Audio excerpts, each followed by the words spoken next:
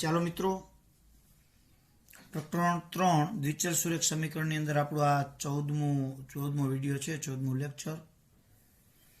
આપણે અત્યાર સુધી બધા મુદ્દાઓ આવરી લીધા છે. છેલ્લો એક આલેખનો મુદ્દો આપણે બાકી છે.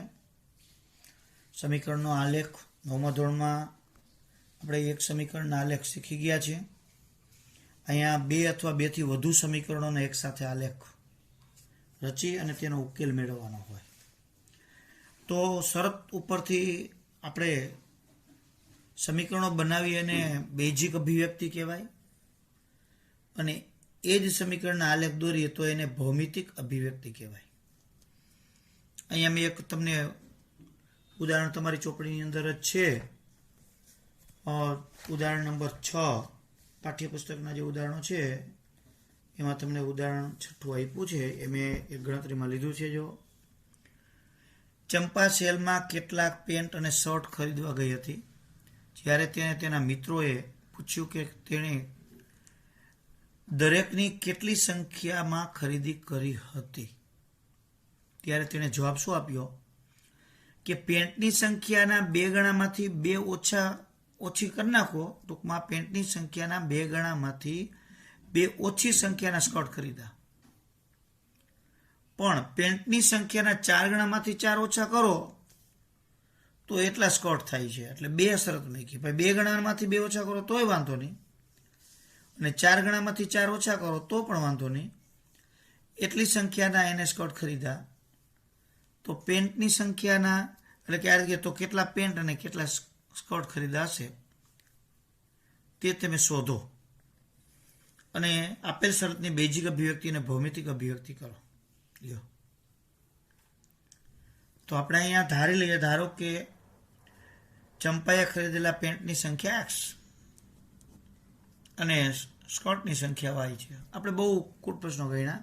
એ જ રીતે હવે પહેલી શરતને આધીન પેન્ટની સંખ્યાના 2 ગણામાંથી 2 ઓછા કરો એટલા સ્કર્ટ થાય, તો સ્કર્ટ y છે. તો પેન્ટની સંખ્યાના 2 ગણા એટલે 2x, એમાંથી 2 ઓછા એટલે 2 ઓછા, તો 2 ગણામાંથી 2 બાદ કર્યા, તો સામે એટલા સ્કર્ટ થયા. આપણે આલેખ દોરવો છે એટલે વાયને કરતાં બનાવી સરળ રહેશે. દર વખતે કોઠો તરત થઈ જાય. ભલે તમે કોઈ એમ કે મારે એક્સને કરતાં બનાવી શકો, 9મો આપણે ગમે તેને કરતાં બનાવતા હતા, આમાં હાલે, પણ વાય સરળ રહીએ. વાય બરાબર 2x - 2. બીજી શરત છે, તો બીજી શરતની અંદર આપણને શું કીધું છે, પેન્ટની સંખ્યાના 4 ગણા, એમાંથી 4 બાદ કરો તોય સ્કર્ટ જેટલા થાય છે. એટલે 4x - 4, એટલે અહીંયા પેન્ટ 4 છે તો એને 4 ગણા 4x, એમાંથી 4 બાદ બરાબર y. એટલે y બરાબર 4x - 4 થયા. એટલે આ બંને ભૌમિતિક અભિવ્યક્તિ, બેઝિક અભિવ્યક્તિ થઈ ગઈ કહેવાય. એની ભૌમિતિક અભિવ્યક્તિ આપણે દર્શાવી છે. જો બેઝિક અભિવ્યક્તિ કહીએ તમારે, તો અહીંયા દાખલો પૂરો 2 માર્કમાં પૂછાય, એને બેઝિક અભિવ્યક્તિ આપો તો તમારે ખાલી સમીકરણો જ બનાવવાના છે, દાખલો પૂરો થઈ જાય. સાંભળજો, ખાલી સમીકરણો બનાવવાના, એટલે બેઝિક અભિવ્યક્તિ થઈ. હવે ભૌમિતિક અભિવ્યક્તિ આપણે લેવી છે, તો આ બંને સમીકરણોને આધીન આપણે આલેખ દોરવાનો છે, જે 9મા ધોરણની અંદર આપણે શીખી ગયા જ વસ્તુ, સેમ, બીજું કશું જ નહીં, પણ બેનું એક જ આલેખ પત્રમાં દોરવાનું. અહીંયા તમે ગણતરી બતાવવાની જરૂરિયાત નથી. કોઈ એમ કે મારે તો બતાવી છે, તો બતાવી શકો. નહીં તમે લખ્યું જો સમીકરણ 1 બરાબર y બરાબર 2x - 2. 9મા ધોરણમાં આપણે શીખી ગયા છીએ, એટલે અહીંયા ડાયરેક્ટ મૂકી શકાય. તો x, અને અહીંયા જો મેં y ને કરતા બનાવ્યા એટલે ડાયરેક્ટ y જ આમ થઈ ગયો, x એમને y આમ, સીધું શર્ટ જો. તો આપણે અહીં છે જ y બરાબર 2x - 2. તો x ની જગ્યાએ કિંમત મૂકતા જવા, અહીંયા 0 મૂકી, 0 × 2 એટલે 0, અને -2 વધ્યા. 2 મૂકું તો 2 દુ 4, 4 માંથી 2 જાય એટલે 2. 3 મૂકું તો 3 દુ 6, 6 માંથી 2 જાય એટલે 4. ખોટો તૈયાર. સિમ્પલ ને સાદું છે. સેકન્ડ આપણું જે સમીકરણ છે એમાં આપણે y ને કરતા બનાવ્યા છે, એટલે x m નો y બરાબર 4x - 4. તો એ x ની કિંમત મૂકો જો આમાં, અહીંયા મૂકો, કાંઈ 2 જ છે. 0 મૂક્યા તો 0 × 4 એટલે 0, તો -4 વધ્યા. 1 મૂક્યા તો 4 × 4 વત્તા 4 ઓછા 4 એટલે 0. 2 મૂક્યા 4 દુ 8, 8 માં 4 જાય એટલે 4. હવે આવા બબે જોડીમાં 2 બિંદુ લેવા કે 3 કે કેટલા, આમ તો 2 બિંદુથી આલેખ તૈયાર થઈ જાય, પણ 3 બિંદુનો આપણે આવું કામ આગ્રહ રાખીએ છીએ. એક જ બિંદુ કદાચ ખોટું હોય તો 3 બિંદુ સમરેખ ન આવે તો આપણે ક્યાંક ભૂલ છે એ આપણને ખબર પડે અને આપણે ઇન્સ્ટન્સ ત્યારે જ સુધારો થઈ જાય, દાખલો ખોટો પડવાના ચાન્સ ઘટે. તો ચાલો હવે આપણે આનું નિરૂપણ કરવું છે. 9મા ધોરણમાં આપણે નિરૂપણ પણ શીખી ગયા છીએ. તો પહેલાંનું જ નિરૂપણ આપણે જોઈએ. તો એનું નિરૂપણ છે કઈ રીતે થશે. તો ચાલો, આલેખપત્રો તો તમને જો બોર્ડની અંદર પૂછાય તો તમને છાપીને જ આપે પેપરની અંદર. આલેખ પૂછાણો હોય કે ન પૂછાણો હોય, પેપરમાં તમારે આન્સર પેપરમાં આલેખપત્ર છપાયેલો હશે જ. સમાજમાં જેમ નકશો હોય છે એમ આમ આલેખપત્ર. પછી ન પૂછાય તો આલેખપત્ર એમ રહી જાય, છેલ્લા પેજે હોય. હવે અહીંયા તમે ઘરે પ્રેક્ટિસ કરો તો બુકની અંદર ફૂટપટ્ટીનો ઉપયોગ કરીને દોરી શકો, બહુ વાંધો આવે નહીં. અને આલેખપત્ર પડ્યો હોય તો પણ દોરી શકાય, જૂનો 9માનો પડ્યો હોય તો. તો ચાલો, 0 અને -2, તો x અક્ષ ઉપર 0, y ઉપર -2, એટલે આ બિંદુ અહીંયા આવશે. પછી 2 અને 2, તો x અક્ષ ઉપર 2 એટલે અહીંયા, y ઉપર 2 એટલે અહીંયા. 9મામાં આપણે જે રીતે શીખતા હતા તે જ રીતે.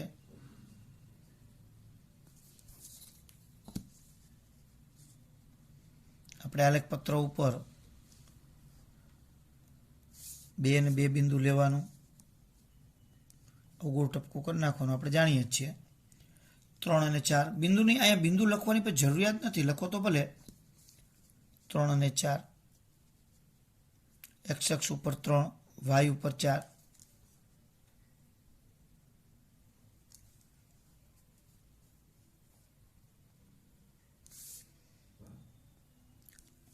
જો અહીં 3 બિંદુ સમરેખ આવે, સમરેખ ન આવે તો આપણે ક્યાંક બિંદુ લેવામાં ભૂલ થઈ છે અથવા નિરૂપણ કરવામાં ભૂલ થઈ છે એવું નક્કી થાય.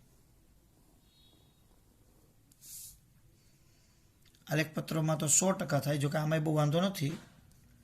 આલેખપત્રમાં 100% થાય. હવે આ થઈ જાય એટલે એ જે સમીકરણ છે y બરાબર 2x - 2 અહીંયા લખી નાખવાનું. એટલે એ આપણો એક સમીકરણ આલેખ તૈયાર થઈ ગયો. હવે આ બીજા સમીકરણ માટે 0 અને -4, તો x અક્ષ ઉપર 0, y ઉપર -4 એટલે અહીં નીચે આવશે. જુઓ, 1 અને 0, x અક્ષ ઉપર 1, x અક્ષ ઉપર y ઉપર 0 એટલે અહીંયા જ આવશે. ત્યાર પછી 2 અને 4, તો x અક્ષ ઉપર 2 અને y ઉપર 4.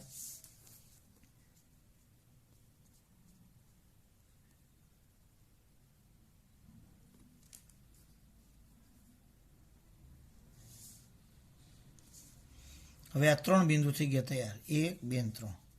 એને આપણે દોરી નાખીએ.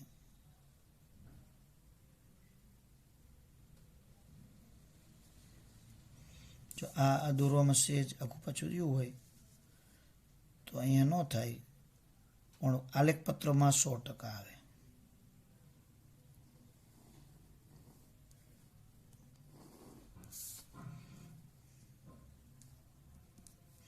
એટલે અહીંયા છેદે છે.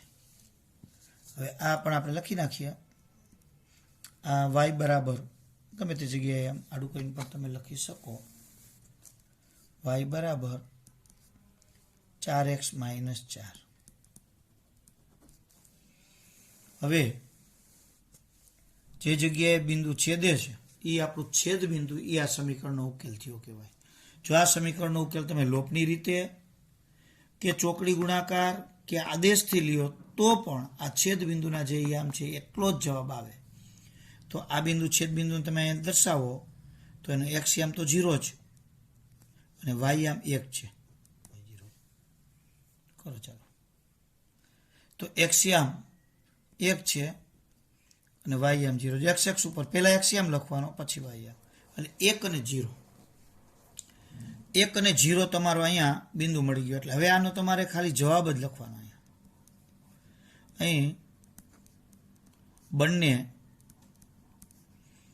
રેખાનું છેદ બિંદુ x આમ આપણને 1 મળ્યો છે અને y આમ 0 એટલે 1, 0 છે. એટલે અહીંયા બંને રેખાનું છેદ બિંદુ તમને 1 અને 0 મળ્યા. તો આનો અર્થ શું થયો કે 1 એટલે કોણ છે? x એટલે કોણ છે? તો આપણે ધારેલું છે એ પેન્ટની સંખ્યા. તો એનું થયું કે એને એક પેન્ટ ખરીદ્યું છે અને સ્કર્ટ તો કે 0. તો તેથી ચંપાએ ખરીદેલ પેન્ટની સંખ્યા 1 અને સ્કર્ટની સંખ્યા 0 છે. લ્યો, આ રીતે દાખલો છે એ આપણે આખો ગણી શકીએ. એટલે આ રીતે કોઈ પણ તમને શરત આપી હોય એના સમીકરણો બનાવી અને આલેખ દોરી શકાય. ઘણી વખત સમીકરણ ડાયરેક્ટ આપે અને ઉકેલ શોધો આલેખથી, તો ડાયરેક્ટ તમારે કોષ્ટક બનાવી આલેખ દોરી અને છેદબિંદુ આવે શોધી લ્યો, એ જ તમારો ઉકેલ. એટલે આપણે આ રીતે ગણી શકાય. ચાલો મિત્રો, બીજું આપણે એક ઉદાહરણ જોઈએ. જો ઉદાહરણ નંબર 2. 3 રેખાઓ x + 3y = 6, 2x - 3y = 12 અને x = 0 3 આપી છે. જો એ ત્રિકોણીય સુંદર બગીચાની બાજુઓ દર્શાવે છે.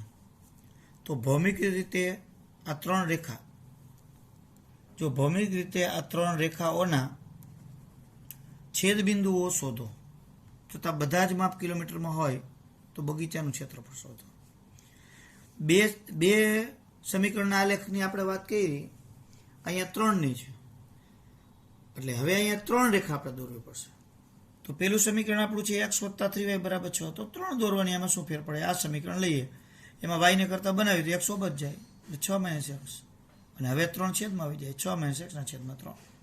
x ની કિંમત આપણે મૂકતા જઈએ. જો એટલે y મળે. x = 0 મૂક્યા તો 6 - 0 એટલે 6 ના છેદમાં 3 એટલે 2. તંતુ 6 ઉડી જાય. રફકામ કરી શકો.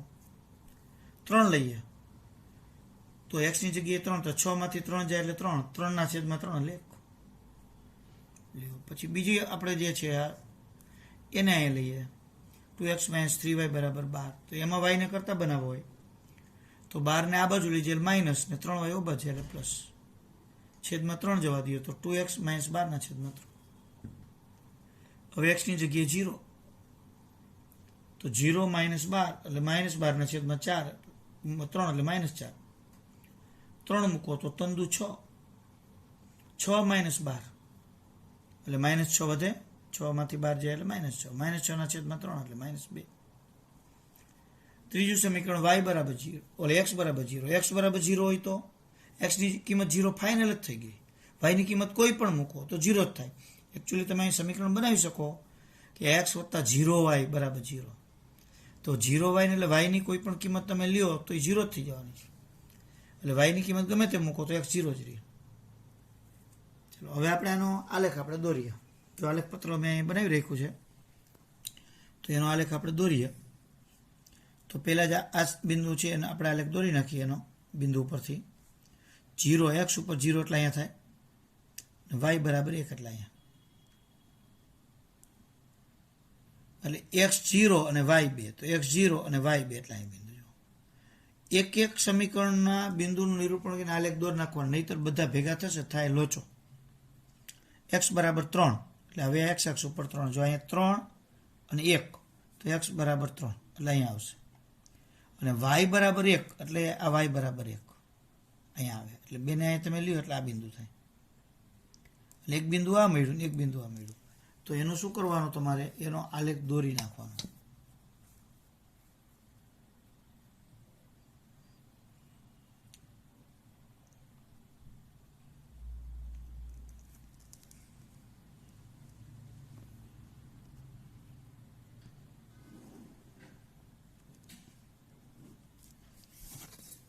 આલેખપત્ર હોય તો 100% પરફેક્ટ તમને મળે. હવે આને આપણે ભૂલ ન થાય એટલે આ જે આ રેખા છે એ અહીંયા લખી નાખવાની, x + 3y = 6. એટલે આપણને ખબર પડે કે આનો આલેખ છે. બરાબર. કદાચ આને તમને L1 ને L2 ને એવા નામ આપી શકો, પણ એવી કાંઈ બહુ જરૂરિયાત નથી આમાં. હવે અહીંયા આપણે કોષ્ટક તૈયાર છે, તો x = 0 એટલે તો અહીંયા જ આવશે. અત્યારે y - 4, તો y - 4 આપણને ખબર છે કે y માં માઇનસ નીચે આવે એટલે અહીંયા બિંદુ આવે. x3 અને y - 2, તો x3 અહીંયા, y - 2 એટલે લગભગ આટલે અંદાજિત ગણો એટલે અહીંયા આવશે. તો એનો આપણે આલેખ દોરીએ.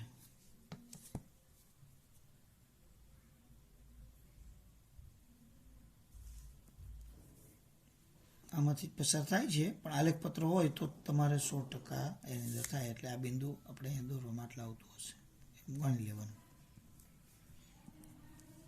એટલે અહીંયા આપણે લખી નાખીએ 2x - 3y = 12.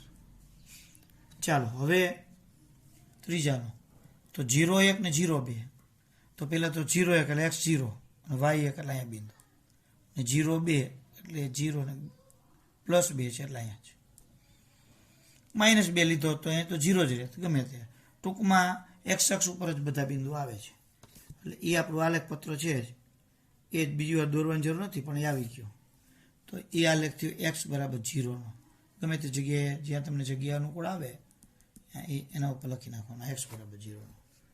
તો ત્રણેય રેખાઓ, એક તો yx પોતે જ આવી ગયો અને બાકીના બે આવી ગયા.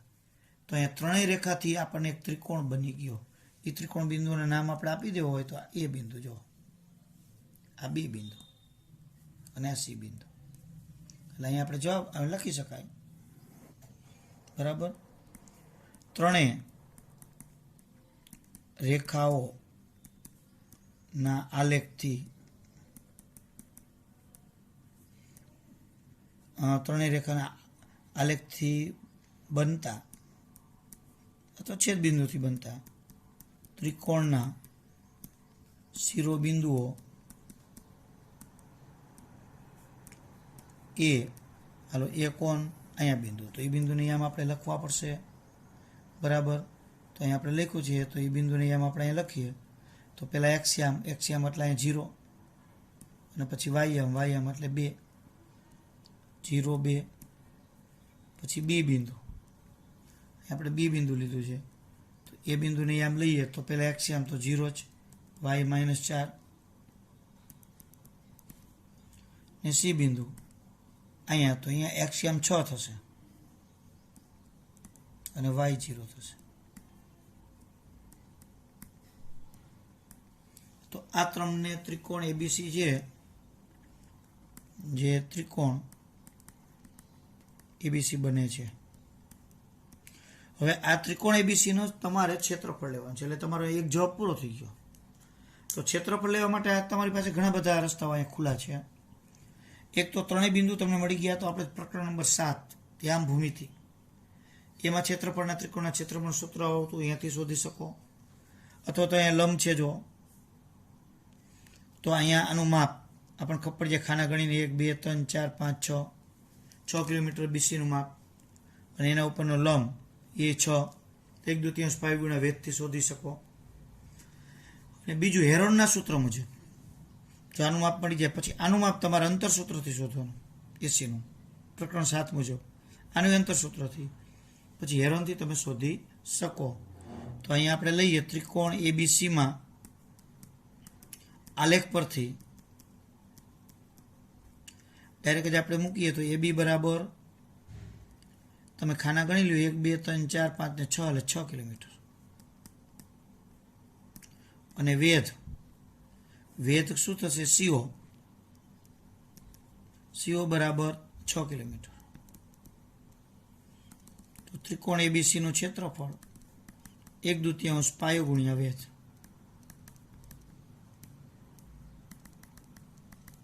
તો પાયો આપણે જે છે એને એબી ગણીએ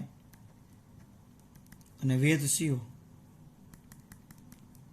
તો એબીનું માપ તમે લ્યો એટલે 6 છે અને ઓનું 6 ઉડાડી દો એટલે 3, એટલે 18 ચોરસ કિલોમીટર થાય.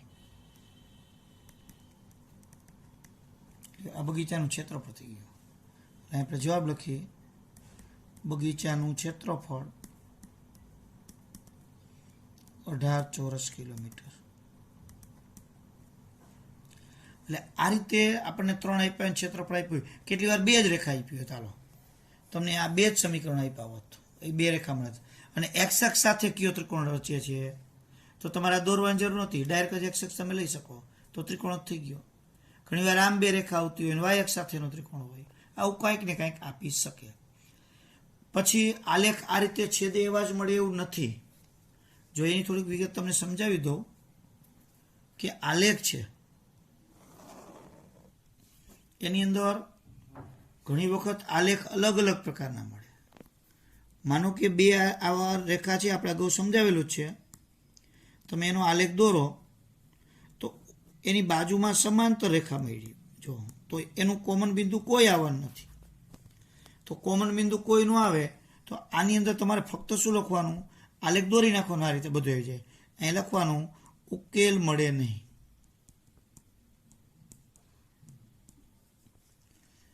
પછી ઉપરા ઉપર રેખા મળે. માનો કે આ એક્સ અક્ષ ને વાય અક્ષ છે. આ એક તમને આલેખ મળ્યો, એના ઉપર જ બીજો મળે, ઉપરા ઉપર કોમન જ. તો અનંત ઉકેલ, ખાલી લખવાનું અનંત ઉકેલ મળે. પછી કયા ઉકેલ છે એ કાંઈ નથી હોય, કારણ કે અનંત ઉકેલ લખી ન શકાય. એટલે આ બે રીતે થાય. અને એક ત્રીજો તો આપણે જોયું હતું જ કે એક બિંદુમાં આપણે આ છેદે તો જ એનો ઉકેલ મળે, અને જે છેદ બિંદુ છે એ જ તમારો ઉકેલ. માનો કે આ રીતે છે તો એમાં એક ઉકેલ મળે, એમાં તમારો ઉકેલ લખવો પડે. પછી કેટલી વખત બે સમીકરણો તમને આપી દઈએ અને એ સમીકરણો સુસંગત છે કે કેમ. જો સુસંગત હોય તો જ એનો આલેખ દોરો એવું પૂછે. તો એના માટે તમારે સ્વાધ્યાય 3.2 ની અંદર દાખલાઓ છે જ. 3.2 સ્વાધ્યાય છે એની અંદર દાખલા નંબર 4. દાખલા નંબર 4માં તમને લખ્યું છે, ગણિતમાં જોજો કે નીચેના સમીકરણો સુસંગત છે કે કેમ ચેક કરો, અને જો સુસંગત હોય તો જ આલેખ દોરો. તો તમારે A1, B1, C1 ને A2, B2, C2 શોધી અને અનન્ય ઉકેલ અથવા તો અનંત ઉકેલ મળતો હોય તો સુસંગત કહેવાય. જો આ જે છે ઉકેલ મળે નહીં એટલે સુસંગત નથી. એટલે સુસંગત ન હોય તો આલેખ દોરવાનો નથી. એમાં અનંત ઉકેલ એટલે સુસંગત છે તો એનો આલેખ દોરવાનો, અને એક ઉકેલ મળે તો પણ તે સુસંગત છે તો એનો આલેખ દોરવાનો. એટલે આ રીતે આલેખ પરથી આપણે કોઈ પણ દાખલા હોય તો આ રીતે ઉકેલી શકાય. તો અહીંયા આમ જોઈએ તો આપણું ચેપ્ટર છે એ પૂર્ણ થાય છે. એટલે હવે પછી આગળના વિડીયોની અંદર આપણે બીજું નવું ચેપ્ટર છે એ જોશું, અને ક્વેરી હોય તો એ મોબાઈલ મેસેજ ઉપર મેસેજ મોકલવા અને સોલ્વ કરવા.